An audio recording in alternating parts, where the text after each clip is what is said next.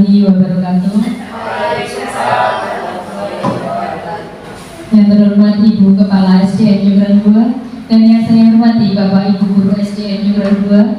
Puji syukur kehadirat Allah Subhanahu wa Ta'ala karena atas limpahan rahmat-Nya kita bisa melaksanakan tugas dan kewajiban kita pada pagi hari ini dalam keadaan sehat walafiat. Selawat serta salam semoga tetap tercurahkan kepada junjungan kita Nabi besar Muhammad SAW yang akan selalu kita nantikan syafaatnya di yaumul qiyamah nanti. Amin ya rabbal alamin. Bapak Ibu, sebelumnya saya ucapkan terima kasih atas kesediaan Bapak Ibu mengikuti kegiatan berbagi pemahaman dan pengalaman penerapan budaya positif calon guru penggerak Angkatan 9 Kabupaten Magetan Provinsi Jawa Timur pada pagi hari ini. Adapun latar belakang kegiatan berbagi pemahaman dan pengalaman penerapan budaya positif kali ini yaitu tidak dipungkiri kita sebagai guru kadang masih menerapkan disiplin positif pada siswa kita dengan cara-cara yang konvensional, dengan cara-cara yang jadul. Kadang kita mendisiplinkan anak dengan cara memberikan hukuman agar anak tersebut berperilaku disiplin. Kadang juga kita memberikan iming-iming, apa itu sebuah hadiah atau sebuah penghargaan agar anak tersebut berperilaku disiplin. Bapak Ibu, dalam kegiatan berbagi pemahaman dan pengalaman penerapan budaya positif kali ini terdapat beberapa konsep inti yang ada pada budaya positif. Konsep inti yang pertama yaitu disiplin positif dan nilai-nilai kebajikan universal. Yang kedua yaitu motivasi perilaku manusia. Dan yang ketiga keyakinan kelas. Keempat kebutuhan dasar manusia. Dan kelima lima posisi kontrol guru, dan yang keenam yaitu segitiga restitusi. Jadi dalam penerapan budaya positif Bapak Ibu di sini perlu kita pahami beberapa konsep inti yang mendukung terciptanya budaya positif. Konsep inti yang pertama Bapak Ibu yaitu disiplin positif dan nilai-nilai kebajikan universal. Dalam konsep inti yang pertama tentang disiplin positif dan nilai-nilai kebajikan universal Bapak Ibu, kita perlu ketahui bahwa terdapat beberapa miskonsepsi makna kontrol. Jadi kalau kita beranggapan bahwa guru bisa mengontrol murid, semua penguatan positif efektif dan bermanfaat, kritik dan membuat orang merasa bersalah dapat menguatkan karakter, orang dewasa memiliki hak untuk memaksa. Bapak Ibu, dari semua ilusi tersebut adalah kesalahpahaman. Jadi kalau kita masih punya anggapan bahwa kita bisa mengontrol murid kita bisa mengontrol teman kita, bahkan kita bisa mengontrol kepala sekolah kita, itu adalah sebuah kesalahpahaman. Karena sebenarnya yang bisa mengontrol diri kita adalah diri kita sendiri. Itulah yang diharapkan nanti dukungan yang bisa perilaku yang bisa mendukung penerapan budaya positif. Jadi anak atau kita sendiri bisa berperilaku disiplin itu karena adanya kontrol dari diri kita. Mengapa perlu disiplin positif Bapak Ibu? Karena perilaku disiplin positif di sini adalah suatu kegiatan yang mendukung terciptanya budaya positif yang ada di sekolah. Jadi kalau kita menginginkan sekolah kita berbudaya positif, mari kita kaji penerapan disiplin positif yang ada di sekolah kita. Apakah sudah efektif atau belum?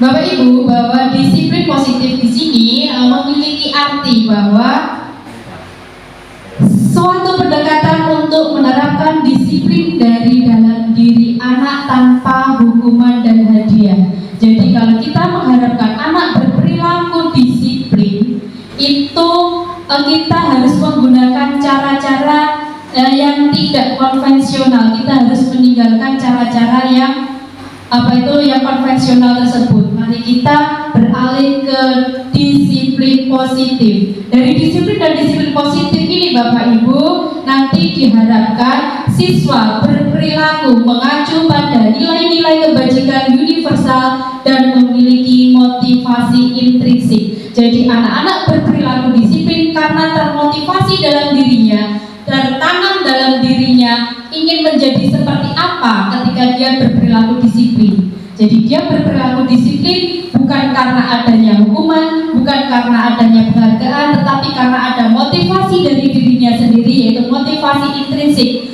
untuk memiliki nilai-nilai kebajikan universal. Nah, nilai-nilai kebajikan universal itu Bapak Ibu, yaitu nilai-nilai kebajikan yang disepakati bersama lepas dari suku bangsa, agama, bahasa maupun latar belakangnya.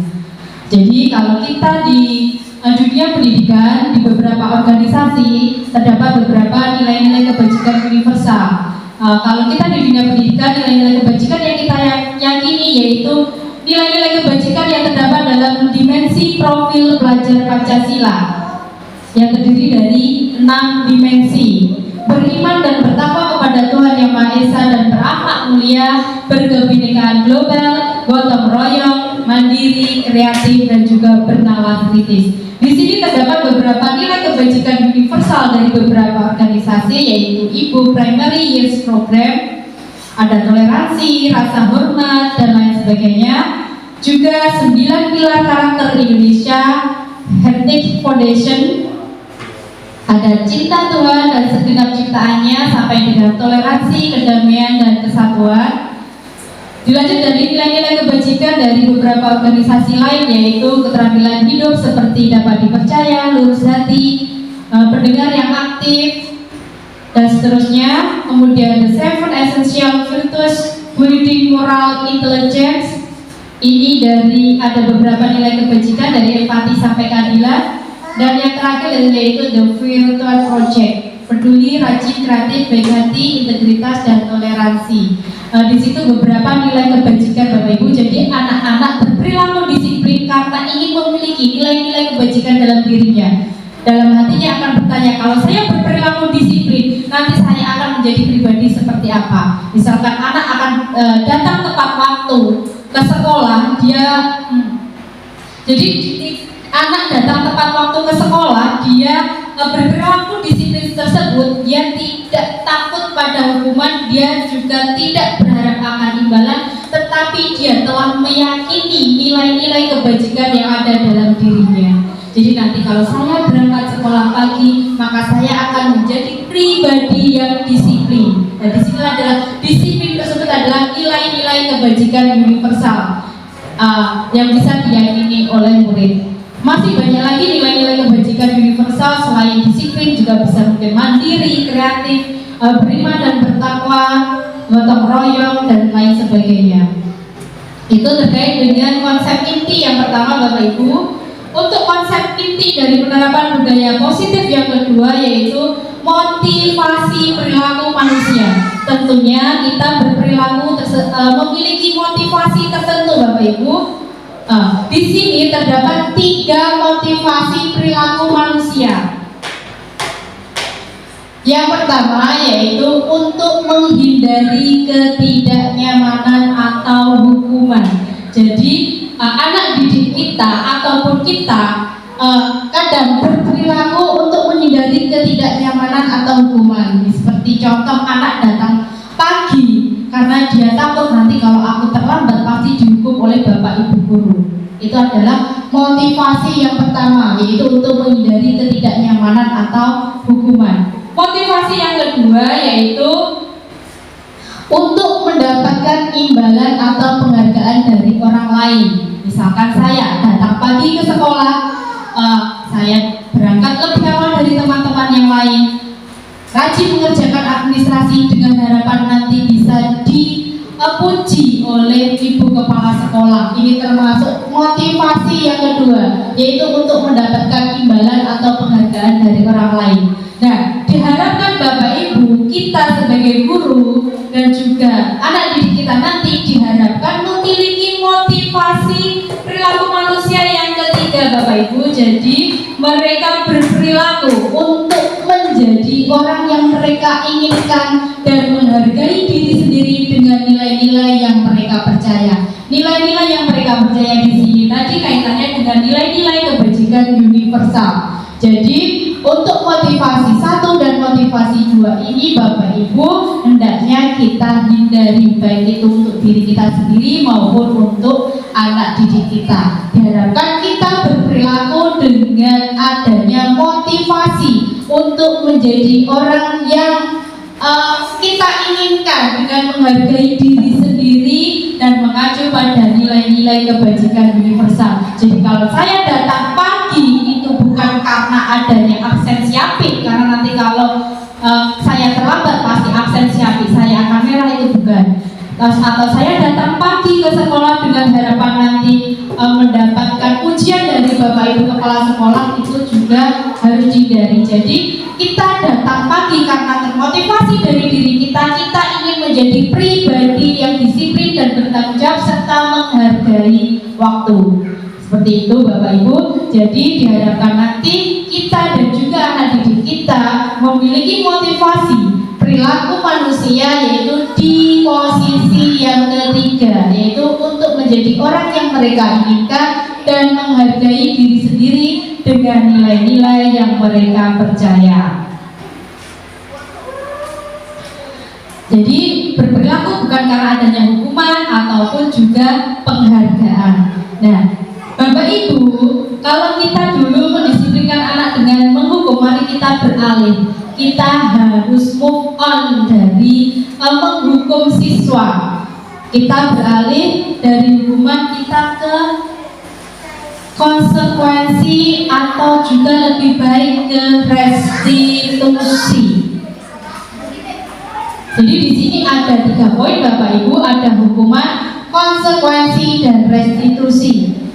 Adapun yang dimaksud hukuman Bapak Ibu yaitu cirinya tidak terencana atau tiba-tiba, murid tidak tahu apa yang akan terjadi dan tidak dilibatkan, bersifat satu arah, berupa hukuman fisik atau psikis. Jadi kalau anak datang terlambat, kita suruh lari ke lapangan, itu namanya hukuman. Selanjutnya yaitu konsekuensi Bapak Ibu, cirinya yaitu sudah terencana atau disepakati, sudah dibahas dan disetujui oleh murid dan guru, tetapi di sini murid tetap dibuat tidak nyaman. Jadi kalau ada anak datang terlambat ke sekolah, kita kaitkan dengan peraturan yang ada di sekolah tentang kedisiplinan siswa.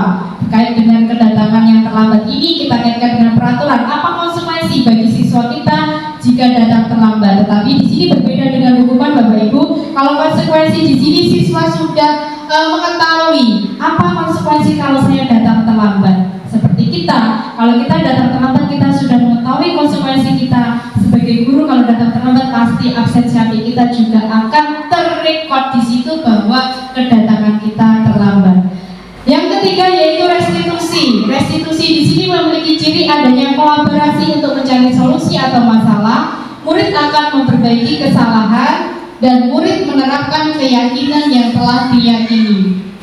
Jadi berbeda dengan hukuman dan konsekuensi, restitusi di sini aturan-aturan itu sudah dibahas bersama antara guru dengan murid. Jadi tidak hanya satu arah.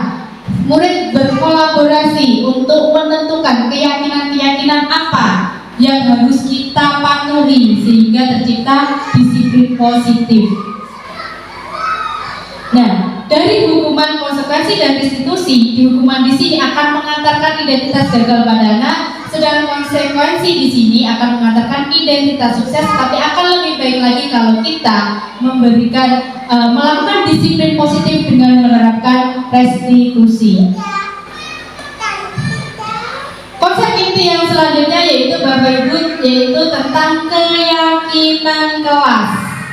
Bapak Ibu telah membuat beberapa keyakinan kelas. Kenapa Bapak Ibu? Mengapa keyakinan kelas? Mengapa tidak peraturan kelas saja? Seperti yang saya sampaikan tadi, kalau peraturan berarti itu adalah satu arah. Pokoknya itu manut, itu namanya peraturan. Kalau keyakinan berarti ada kesepakatan antara kita dan murid kita. Jadi ada kolaborasi untuk menciptakan budaya positif. Jadi dengan adanya keyakinan, anak-anak akan meyakini nilai-nilai kebajikan yang menekankan pada keyakinan seseorang dan akan lebih memotivasi seseorang dari dalam. Jadi kembali lagi ke motivasi intrinsik, yaitu motivasi yang timbul dari dirinya sendiri.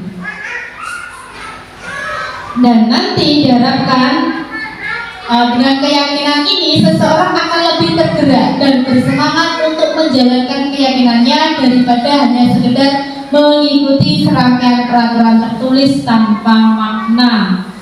Jadi kalau kita sudah menyepakati keyakinan, kita akan lebih termotivasi daripada hanya patuh pada peraturan kudu gini. Jadi ibaratnya kalau peraturan itu lebih keterpaksaan.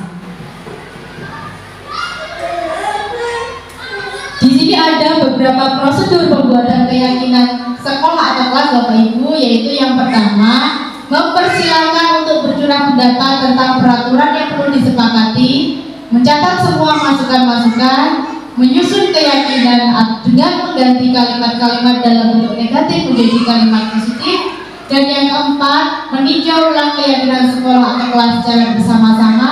Kelima, menyetujui dengan menandatangani keyakinan sekolah atau kelas. Dan yang terakhir yaitu keyakinan kelas atau sekolah selanjutnya diletakkan di tempat yang mudah dilihat. Di sini ada 6 langkah pembuatan keyakinan sekolah atau kelas. Jadi dimulai dengan bercurah pendapat, maunya seperti apa. Kalau seperti ini nanti bagaimana? Apakah sesuai dengan keyakinan kelas atau tidak? Semua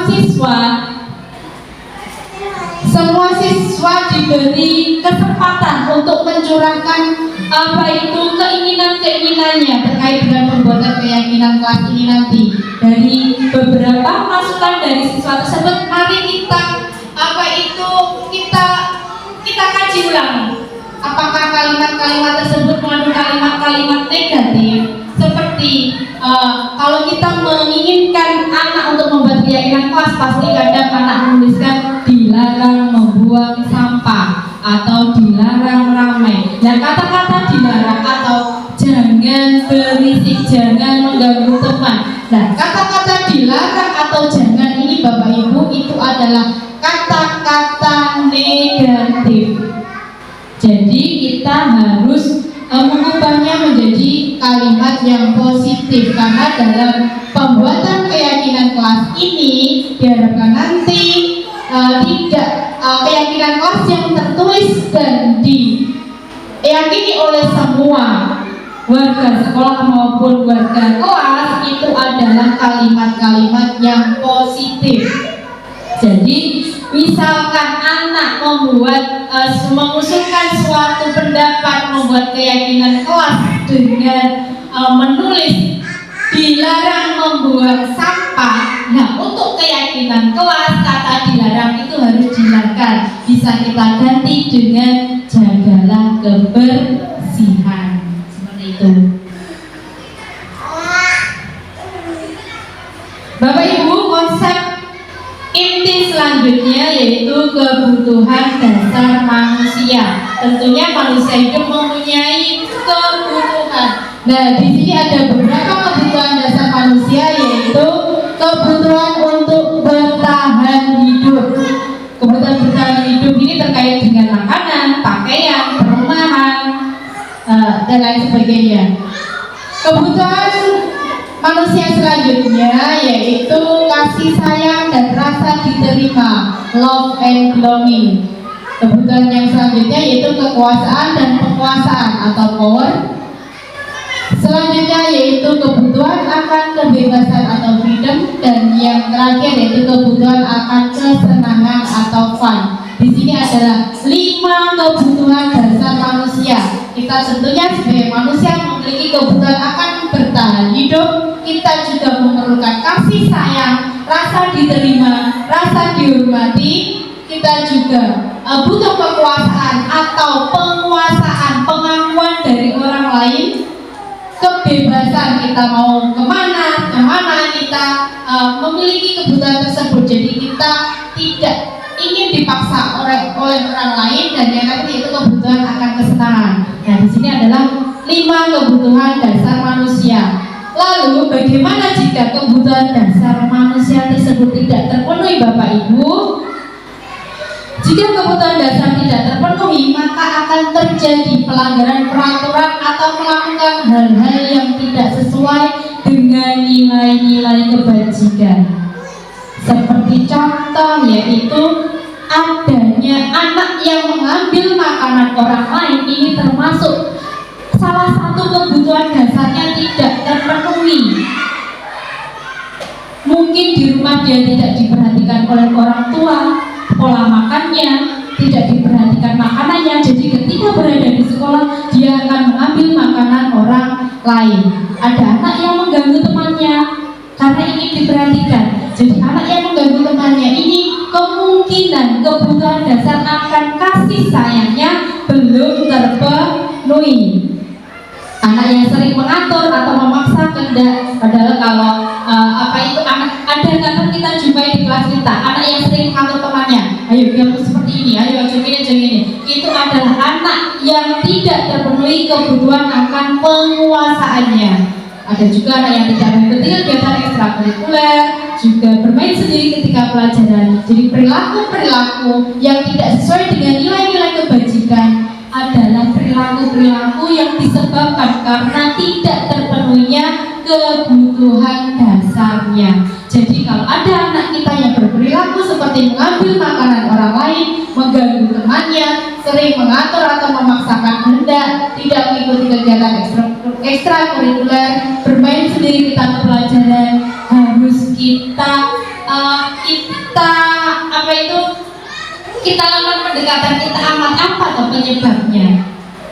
Pasti ada salah satu kebutuhan dasarnya yang tidak terpenuhi. Tadi ada 5 kebutuhan dasar manusia.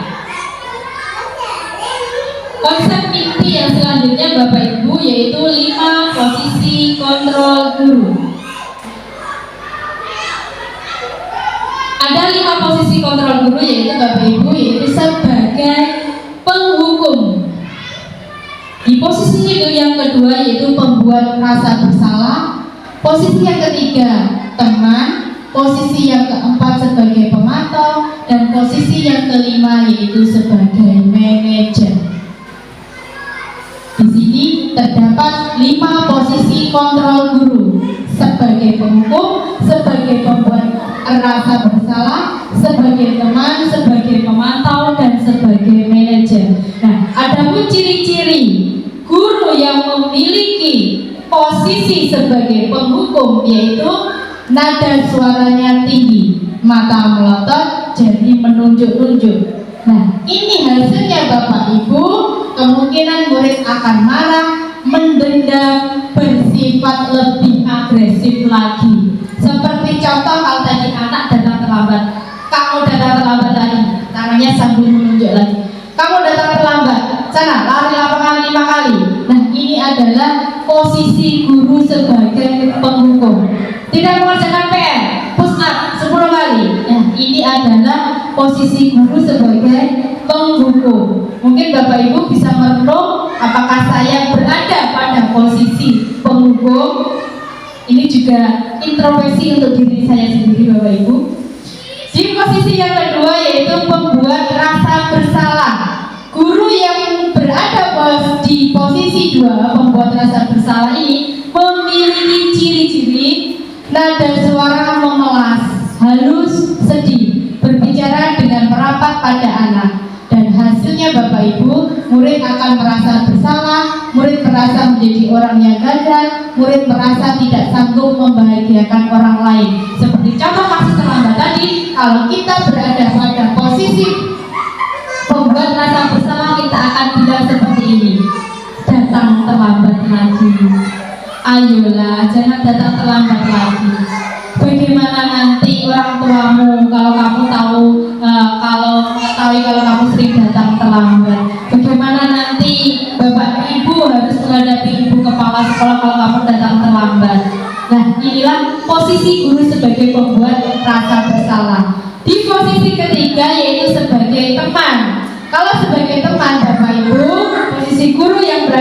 posisi teman, yaitu nada suara ramah, akrab, dan bercanda, berbicara dengan merapat pada anak, dan senyum jenaka. Hasilnya, murid akan merasa senang dan akrab dengan guru. Murid menjadi tergantung pada guru tersebut. Nah, kelemahannya di sini Bapak Ibu, kalau kita memposisikan kita di posisi teman, itu murid akan menjadi tergantung pada guru tersebut. Seperti contoh dengan kasus yang anak datang terlambat tadi. Kalau guru pada posisi teman, dia akan berbicara, ayolah jangan datang terlambat lagi, besok jangan terlambat lagi ya. Ya sudah, sekarang masuk kelas. Nanti bu guru yang akan menghadap ke ibu kepala sekolah. Jadi anak akan merasa senang dan akrab terhadap guru tersebut. Tetapi dia akan menjadi tergantung kepada guru tersebut. Nah, dari posisi teman ini Bapak Ibu, seharusnya kita juga menghindarinya. Kemudian di posisi yang keempat, yaitu posisi pemantau. Di posisi pemantau, nada suara datar, guru tidak menunjukkan suatu emosi yang berlebihan. Dan hasilnya Bapak Ibu, yaitu murid memahami konsekuensi yang harus dijalankan, murid tetap merasa tidak nyaman. Kalau sebagai pemantau, kita mengaitkan dengan peraturan sekolah. Jadi kalau dengan kasus anak terlambat tadi, seorang guru yang memposisikan diri sebagai pemantau, dia akan berbicara seperti ini. Hari ini datang terlambat. Kamu tahu konsekuensi jika kamu datang terlambat?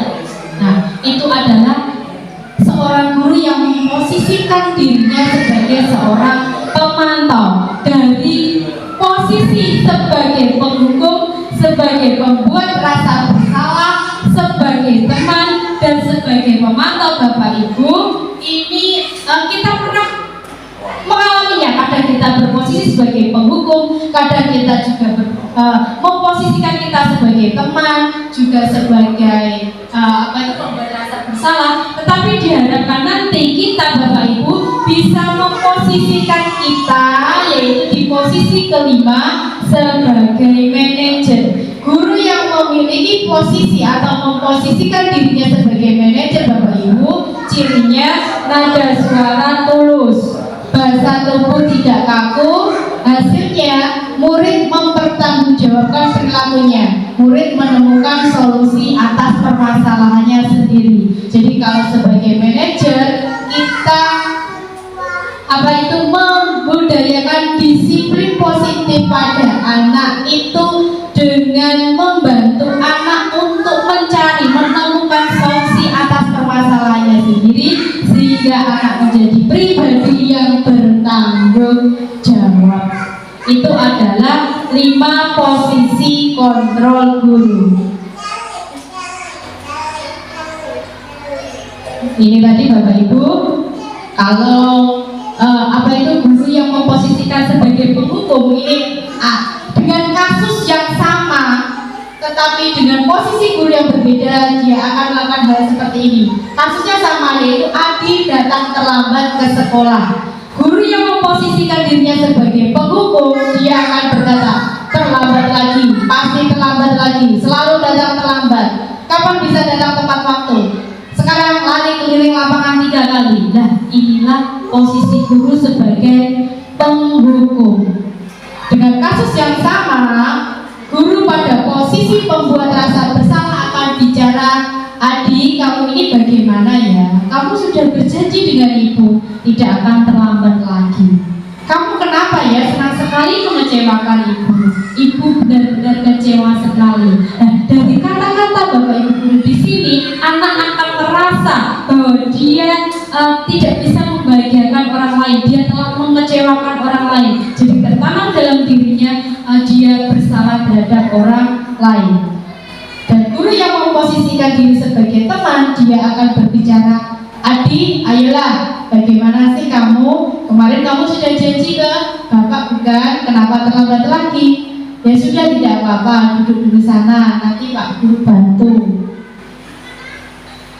Di posisi teman, ini nadanya agak halus. Tetapi tadi Bapak Ibu, di posisi teman ini akan menyebabkan atau hasilnya anak menjadi tergantung pada guru tersebut. Nah, di posisi sebagai pemantau, guru akan berbicara, "Adi, tahukah kamu jam berapa pelajaran dimulai? Kamu terlambat 15 menit. Apakah kamu sudah mengerti konsekuensi yang harus dilakukan bila terlambat?" Nah, di posisi pemantau ini, Bapak Ibu guru sudah mengaitkan dengan peraturan yang ada di sekolah. Dan yang diharapkan tadi Bapak Ibu, kita bisa memposisikan kita di posisi yang kelima, yaitu posisi manajer. Di posisi manajer dengan kasus keterlambatan anak tadi, guru akan berbicara, "Apa yang kita yakini? Apa yang kamu yakini? Jika kamu meyakininya, apa kamu bersedia memperbaikinya? Jika kamu memperbaiki, hal ini menunjukkan apa tentang dirimu? Apa rencana kamu untuk memperbaiki hal ini?" Jadi di posisi manajer, anak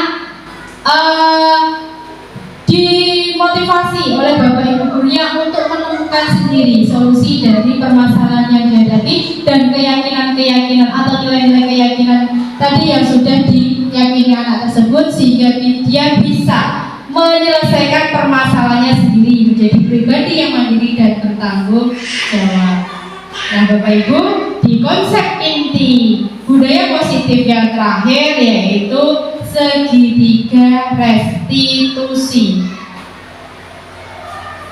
Apa itu Bapak Ibu segitiga restitusi? Yaitu suatu proses dialog yang dijalankan oleh guru atau orang tua agar menghasilkan murid yang mandiri dan bertanggung jawab.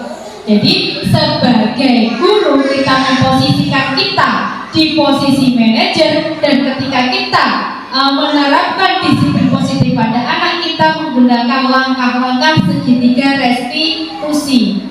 Adapun terdapat 3 langkah dalam segitiga restitusi. Yang pertama yaitu menstabilkan identitas, yang kedua validasi tindakan yang salah, dan yang ketiga menanyakan keyakinan. Pada tahap menstabilkan identitas ini Bapak Ibu didasarkan pada prinsip membuat kesalahan adalah bagian dari proses pembelajaran, menggeser identitas murid dari identitas gagal ke identitas sukses. Jangan mengkritik murid yang sedang mengalami identitas gagal. Jadi kalau ada anak yang tidak disiplin, kita bisa mendisiplinkannya dengan menerapkan langkah-langkah yang ada pada segitiga restitusi. Di tahap menstabilkan identitas, misalkan di kelas 4 kemarin terdapat kasus anak yang suka mengolok-olok temannya dengan memanggil nama orang tuanya. Itu saya terapkan penerapan disiplin positif menggunakan segitiga restitusi pada tahapan menstabilkan identitas. Ini saya membuat pernyataan.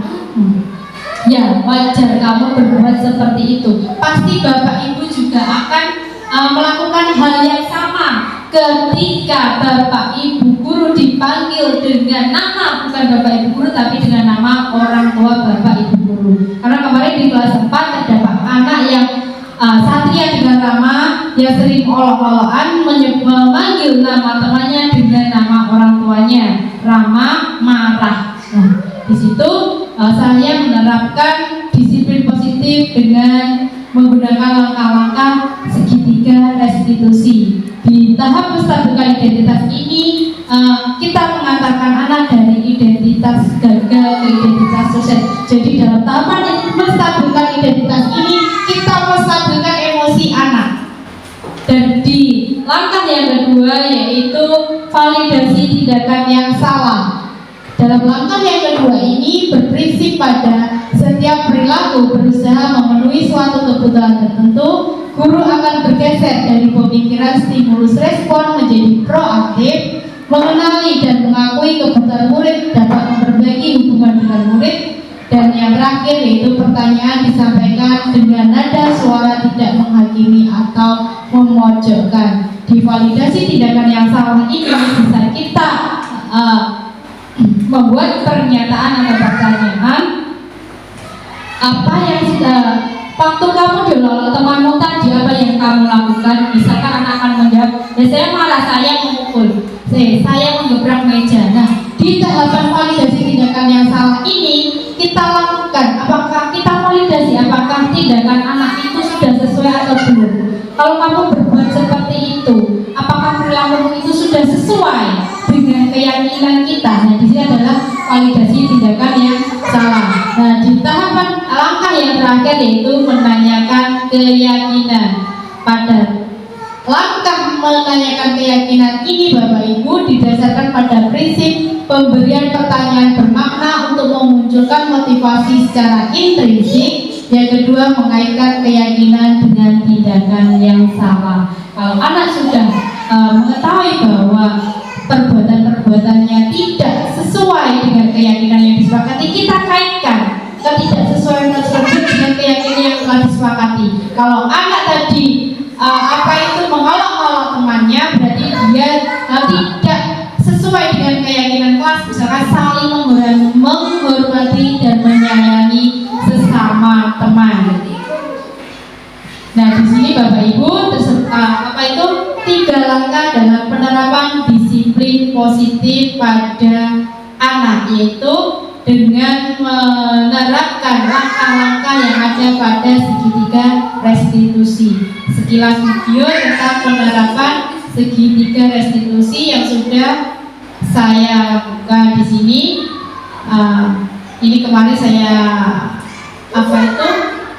penerapan disiplin positif menggunakan segitiga restitusi. Nah, Bapak Ibu, itulah rangkaian kegiatan pemahaman dan penerapan budaya positif kali ini. Ada yang ditanyakan?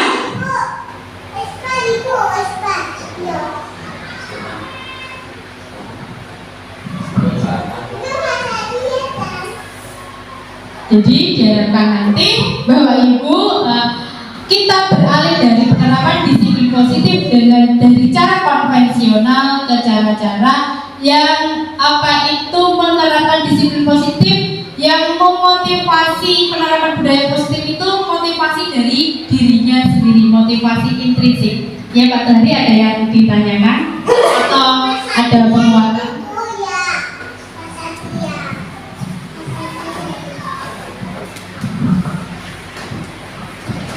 Ya, terima kasih. Bagus sekali ya, di sini hasilnya sangat menarik sekali. Di sini ada sedikit yang saya tanyakan. Tadi membahas mengenai keyakinan kelas. Yang pertama, apakah keyakinan kelas itu bisa berlaku untuk guru mapel? Dan saya juga guru agama nih, guru mapel. Apakah saya bisa membuat keyakinan kelas itu untuk mapel saya sendiri, ataukah saya berkolaborasi dengan wali kelas? Itu yang pertama. Yang kedua, untuk keyakinan kelas lagi, kelas 1 kan masih susah untuk membaca. Apakah nanti kita bisa menerapkan tulisan-tulisan dalam bentuk mungkin poster itu bisa tidak diterapkan di kelas 1? Kalau tidak bisa, seperti apa langkah-langkahnya untuk kelas 1? Terima kasih.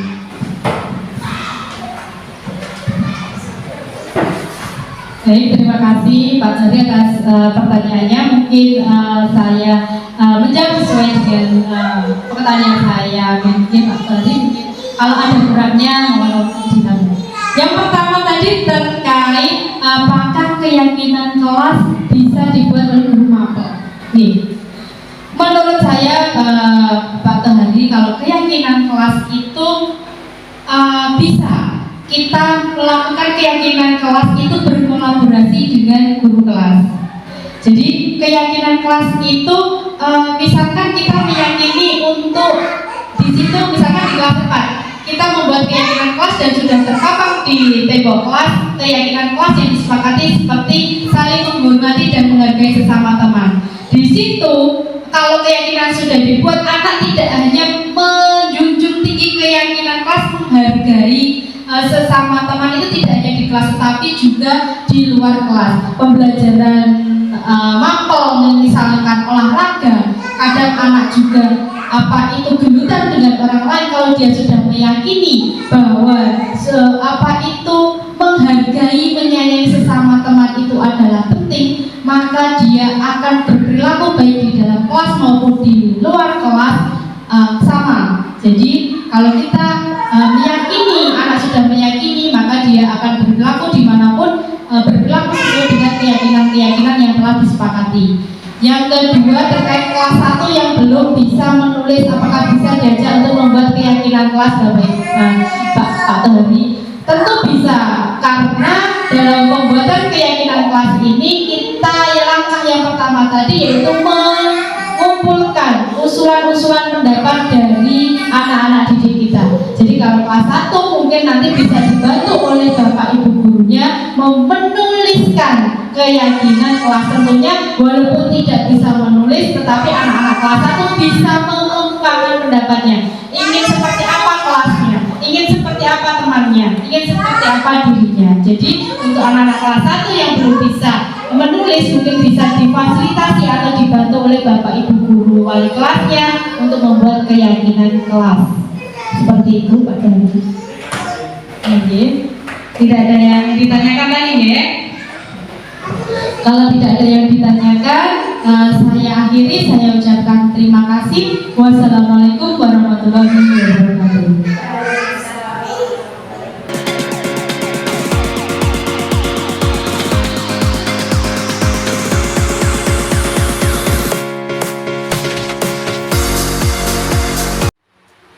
Assalamualaikum warahmatullahi wabarakatuh.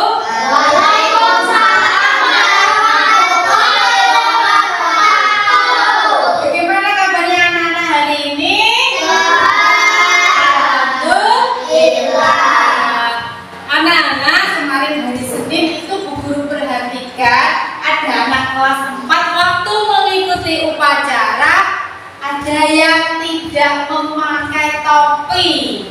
Ayo, siapa kemarin? Satria sama siapa? Kalau memakai seragam tapi tidak memakai topi ketika upacara, kira-kira perilaku tersebut baik atau tidak, anak-anak? Tidak. Perlu dikira atau tidak? Tidak. Terus kemarin juga Bu Guru mendengar Satria dengan Rama berantem, itu karena apa? Mengejek nama orang tua. Saling mengejek nama orang tua. Baik tidak itu anak-anak? Tidak. Tidak. Juga tidak perlu ditiru. Terus ada yang disuruh guru membersihkan kamar mandi karena tidak mengerjakan PR. Disiplin kayak itu? Tidak. Makanya pada kesempatan kali ini Bu Guru ingin anak-anak, terutama anak kelas 4 itu berperilaku disiplin. Perilaku disiplin di sini Bu Guru inginkan yaitu disiplin yang dilakukan dengan motivasi yang ada pada dirimu sendiri. Bukan berperilaku disiplin karena adanya perintah Bu Guru, karena adanya hukuman, juga bukan karena adanya ujian maupun penghargaan. Jadi diharapkan nanti anak-anak kelas 4 bisa berperilaku disiplin, yaitu disiplin yang dilakukan dengan adanya motivasi dari diri kita sendiri. Karena kalau kita berperilaku disiplin dengan motivasi yang ada pada diri kita sendiri, kita akan lebih semangat untuk melakukannya daripada diperintah Bu Guru harus seperti ini, harus seperti ini. Itu lebih terpaksa. Pasti ada grutel kamu di dalam hati, ada perasaan grutel. Oh alah ini, oh alah seperti ini ya toh. Nah, pada kesempatan kali ini nanti Bu Guru ingin membuat keyakinan kelas. Pasti kamu bertanya-tanya, kenapa kok keyakinan kelas ya? Bukan peraturan saja, Bu. Iya tak? Ya. Kira-kira ada yang tahu kenapa kok keyakinan kelas? Kenapa tidak peraturan saja? Di sini anak-anak, kalau peraturan berarti kan kamu tidak dilibatkan untuk membuat peraturan tersebut. Ya atau tidak? Peraturan Bu Guru bawa, Bu Guru tempel di tembok kelasmu. Kamu lihat di situ ada beberapa peraturan yang harus kamu lakukan. Kira-kira kamu semangat nggak untuk melakukannya?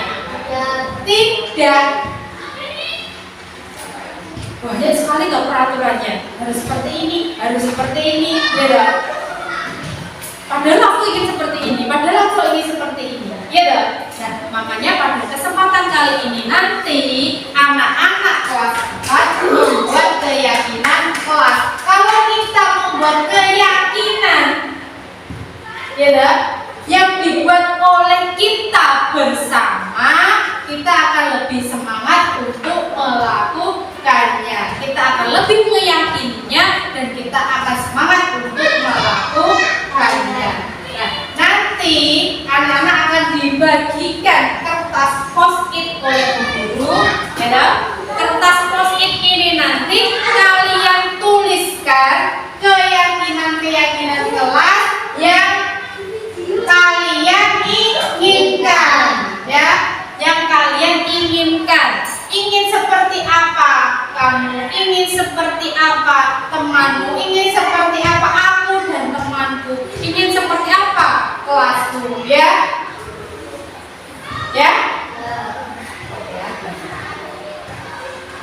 Jadi kalian nanti menuliskan sebuah keyakinan. Oh, kalau Satria sama Rama berantem, itu berarti apa, Cak? Apa? Tidak menghormati, tidak saling apa? Menyayangi. Kamu menginginkan seharusnya seperti apa Satria dengan Rama? Nah, harusnya saling menghormati. Tidak hanya Satria dan Rama, Diva pun juga menginginkan seperti itu, kan? Nah, terus kalau waktu mengikuti upacara bendera kita harus apa? Memakai seragam lengkap, berarti kita menginginkan diri kita menjadi pribadi yang disiplin. Datang ke sekolah tepat waktu, beda. Nah, itulah sebuah contoh-contoh keyakinan kelas. Nanti kalian menuliskan di sini keyakinan-keyakinan kelas yang kalian inginkan. Kita tempel ke bagian usulan pendapat keyakinan kelas. Setelah nanti semua mengumpulkan pendapat-pendapatnya tentang keyakinan kelas, baru nanti kita memilih dan memilah keyakinan-keyakinan kelas yang kalian usulkan itu untuk disepakati. Sudah siap untuk membuat keyakinan kelas? Sudah. Jadi keyakinan kelas ini nanti dibuat dalam rangka agar kalian bisa berperilaku disiplin dengan motivasi dari diri kita sendiri, karena kita sudah meyakini nilai-nilai keyakinan yang ada di kelas kita. Ini Bu Guru bagi ya kertas post-itnya. Nanti silakan kalian menuliskan keyakinan-keyakinan kelas yang ingin kalian tulis di sini.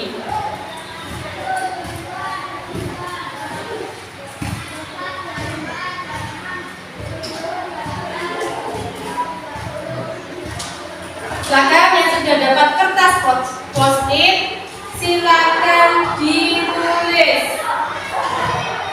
Kalian menginginkan harusnya teman kalian seperti apa, harusnya diri saya seperti apa, silakan ditulis.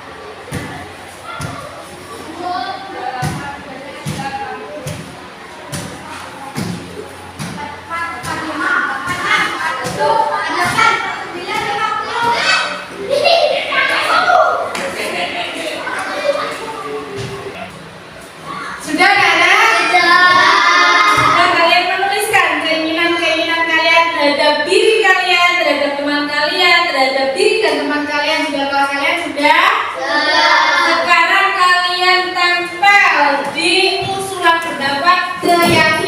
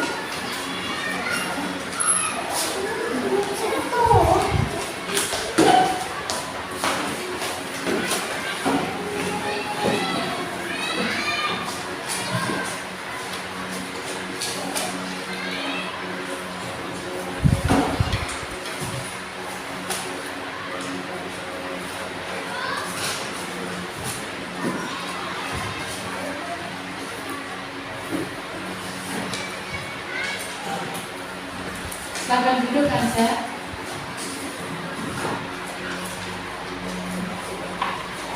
Nah, anak-anak, di sini terdapat beberapa pendapat dari teman-teman kalian dan juga kalian untuk apa? Membuat keyakinan kelas. Di sini kalau guru membacanya, ada anak yang menginginkan sebuah keyakinan untuk tertib, disiplin melaksanakan piket kelas, membuang sampah pada tempatnya, tidak boleh mengejek nama orang tua, mengikuti upacara bendera, tidak boleh membuli, tidak boleh memanggil pakai nama orang tua, tidak boleh membuang sampah di kelas, harus melaksanakan piket kelas, berseragam lengkap. Aku ingin temanku tidak mengolok-olok dan mengejek nama orang tua. Aku ingin kelas bersih, asri dan nyaman. Tidak menaiki meja saat teman ingin belajar dan membaca di meja. Tidak mencoret di buku. Apa itu? Membawa buku lengkap, saling menghormati. Aku juga ingin temanku memakai pakaian lengkap. Aku ingin dan temanku ingin bermain bersama. Di sini ada beberapa pendapat dari kalian dan juga teman kalian untuk membuat suatu keyakinan kelas. Di sini Bu Guru ingin memberitahu kalian dalam pembuatan sebuah keyakinan kelas itu harus mengandung nilai-nilai kebaikan. Jadi untuk nilai-nilai kebaikan tersebut berarti kita dalam pembuatan keyakinan kelas harus menghilangkan kata-kata yang bermakna negatif. Negatif contohnya apa? Kata tidak boleh, kata dilarang, kata jangan, itu harus dihilangkan, ya. Jadi besok lagi kalau kita membuat suatu keyakinan kelas, kita harus berpedoman pada nilai-nilai kebaikan. Jadi harus menghindarkan kata-kata atau menghilangkan kata-kata yang bermakna negatif. Kalau Bu Guru tulis di sini dari beberapa usulan pendapat, untuk nomor 1 tadi di sini banyak sekali yang menginginkan teman dengan temannya, dengan sesama itu tidak mengejek temannya dengan apa? Nama orang tua. Banyak sekali di sini yang menuliskan. Nah, kalau kita buat satu keyakinan kelas, kira-kira apa aja nilai-nilai kebajikan apa yang ada di situ? Saling menghormati dan menyayangi. Oh, biar bernama saling menghormati dan menyayangi. Terus yang kedua tadi ada yang menuliskan apa ini melaksanakan piket. Di sini tidak membuang sampah pada tempatnya. Terus ada lagi tadi menaati piket kelas. Tidak boleh membuang sampah sembarangan. Nah, kata tidak boleh membuang sampah sembarangan, melaksanakan piket kelas. Terus apa tadi ya? Disiplin dalam melaksanakan tugas piket. Itu kan berarti terkait dengan apa aja? Kebersihan sekolah. Kalau kita tuliskan dalam sebuah kalimat keyakinan kelas, kira-kira kita tulis apa? Melaksanakan piket kelas. Jadi kata tidaknya kita hilangkan.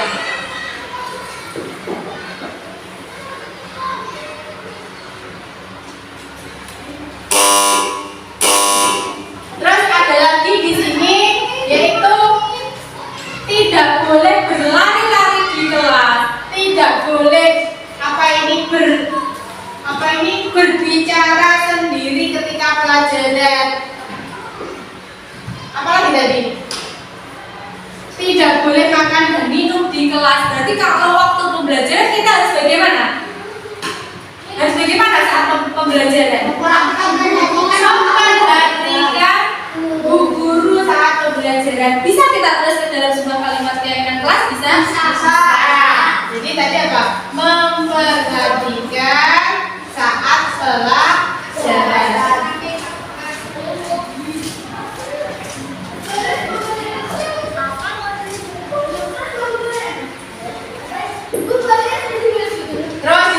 ada yang menuliskan tadi.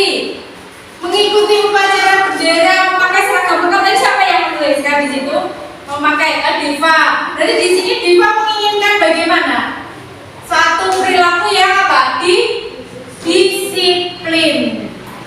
Kita bisa tuliskan di sini? Bisa? Bisa. Disiplin. Disiplin dalam hal apa? Disiplin dalam hal berpakaian. Pakaiannya harus lengkap. Di sini tadi kan ada yang menuliskan mengerjakan apa aja? PR. Berarti kan juga disiplin dalam mengerjakan tugas. Selain kalau mengerjakan PR itu juga ada nilai-nilai tanggung jawab terhadap tugas kita. Selanjutnya yang belum tertulis apa ya?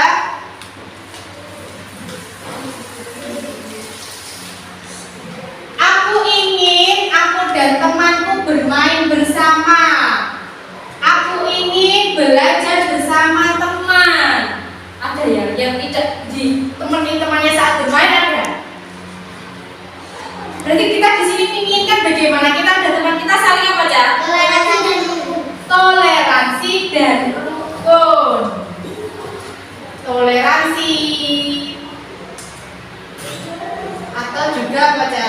Rukun sesama teman.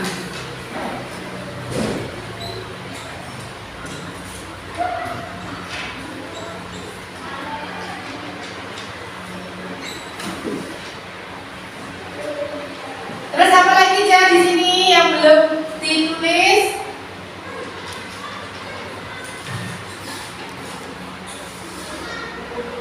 Memakai seragam lengkap sudah, mengerjakan PR sudah, tidak boleh mengejek, saling menghormati, membawa buku lengkap sudah. Tidak mencoret-coret tembok, tidak menaiki meja. Kira-kira itu nilai-nilai kebaikan apa yang harus kita tulis sehingga menjadi keyakinan kelas? Menjaga apa ya? Menjaga fasilitas yang ada tidak hanya di kelas ya, tetapi kita juga harus menjaga fasilitas yang ada di sekolah kita. Bisa kita tuliskan ya, menjaga fasilitas sekolah, termasuk buku itu kan kamu difasilitasi, kamu dipinjamkan ya dong. Kamu harus menjaga dan merawatnya. Ada lagi tidak ya? Oh ya, di sini Alfi menuliskan membawa buku lengkap, saling menghormati sudah, sopan santun sudah tertulis di sini belum anak-anak? Belum. Bisa kita masukkan? Bisa. Sopan santun.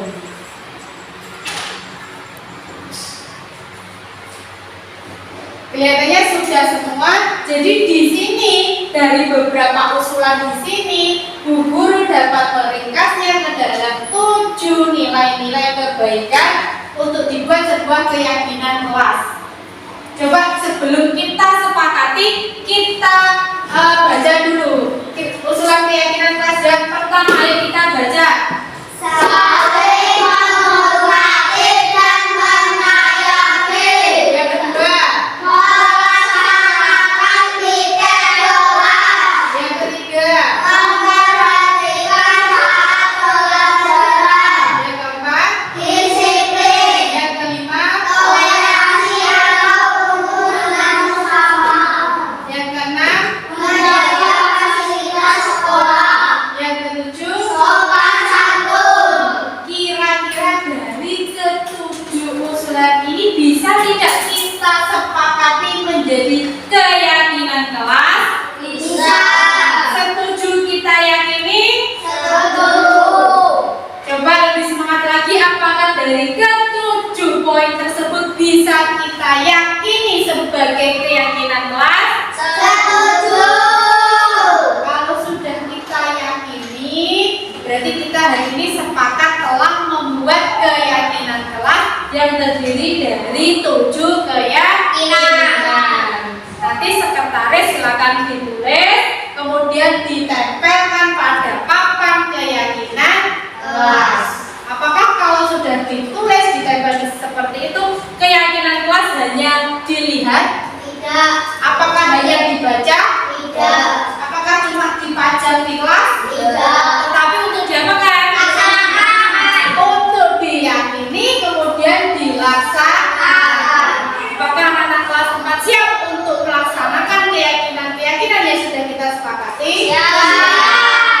Berarti nanti kalau apa itu kalian sudah meyakini poin nomor 1, saling menghormati dan menyayangi. Kalau kalian sudah yakin saling menghormati dan menyayangi itu penting, pasti kalian sudah tidak akan mengejek teman dengan memanggil nama orang tua. Kalian meyakini keyakinan kelas yang ke-6 menjaga fasilitas sekolah. Kalian juga tidak akan mencoret-coret meja, mencoret-coret tembok, ataupun juga merusak fasilitas-fasilitas yang ada di sekolah, karena kita sudah yakin, gitu. Ya, iya atau tidak? Ya. Kalian sudah yakin, berarti kalian akan lebih apa? Semangat untuk melakukannya, gitu, melaksanakannya. Tidak lagi apa? Patuh pada apa? Perintahnya guru, gitu. Aku melaksanakan, kalau keyakinan itu jangan, aku melaksanakan seperti ini bukan karena aku ingin dipuji oleh Bapak Ibu guru, bukan karena aku takut terhadap hukuman, tetapi karena aku sudah meyakini nilai-nilai kebaikan tersebut dalam diri saya. Ya, jadi keyakinan kelas ini bisa membantu kita untuk berperilaku disiplin positif. Jadi disiplin positif itu disiplin yang dilakukan karena adanya motivasi dari kita sendiri. Ya, kalau kita sudah disiplin dimulai dari kelas kita akan turut membantu mewujudkan penerapan budaya positif di sekolah. Jadi hari ini tadi kita sudah membuat apa, Nana? Sudah membuat apa, Rama? Untuk apa keyakinan kelas, Rama? Untuk dilaksanakan. Setuju ya? Setuju. Jadi keyakinan kelas nanti jangan lupa Kansa sekretaris ditulis di kertas post-it, ya toh, dengan tulisan yang bagus, kemudian ditempelkan di situ, ya. Pembuatan keyakinan kelas hari ini telah selesai, anak-anak. Mohon nanti kalian bisa melaksanakannya dengan tanggung jawab. Terima kasih. Bu Guru akhiri, wassalamualaikum warahmatullahi wabarakatuh.